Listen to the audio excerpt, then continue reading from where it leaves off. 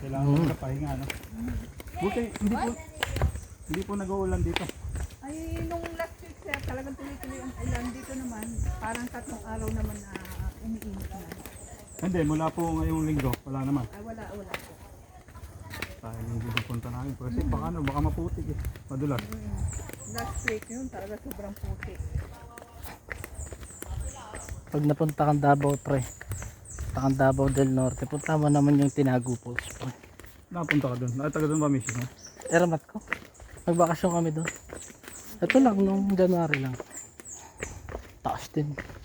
Hingal ako pre. 380 plus step. Sa taong ka maglalakad. Nagkakaiba pala ng daan yun, te. Opo, ito yung way papunta sa dalawang falls sir. Yung dalawa magkadikit. Pero malayo din siya. Malayo din sir.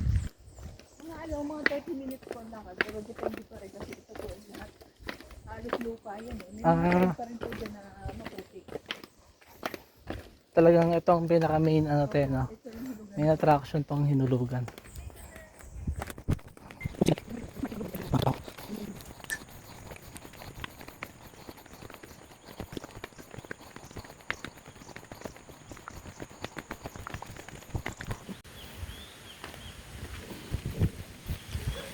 Si John to.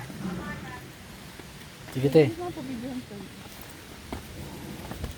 Mas matarik na lang to. Sa Tinago, medyo friendly. Lalo sa mga senior.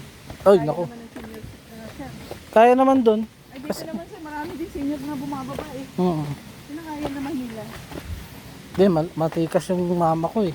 70 plus na yun, pero panaylakad yun eh. Kaya wala lang, panis lang. Laking probinsya yata sir eh. Hindi naman po. Saktuhan lang.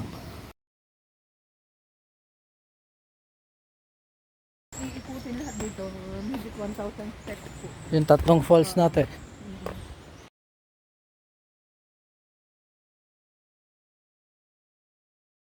Okay pa tuod mo pre? Pare pababa, walang problema. Oo nga. Kaya, Bomba.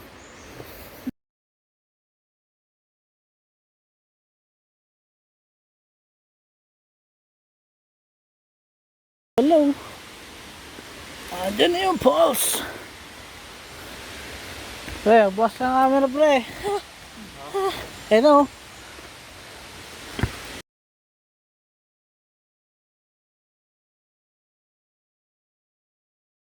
Pero kailangan ko na itago to sa cellphone ko eh. dito naman sa'yo, okay sa yan.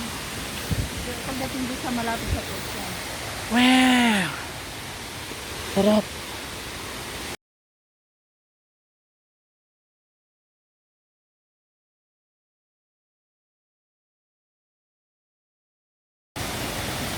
Hell yeah! Ayun o. Kita nyo ba yan guys? Ang liit na ng tao, parang langgam na. Yeah! Sarap.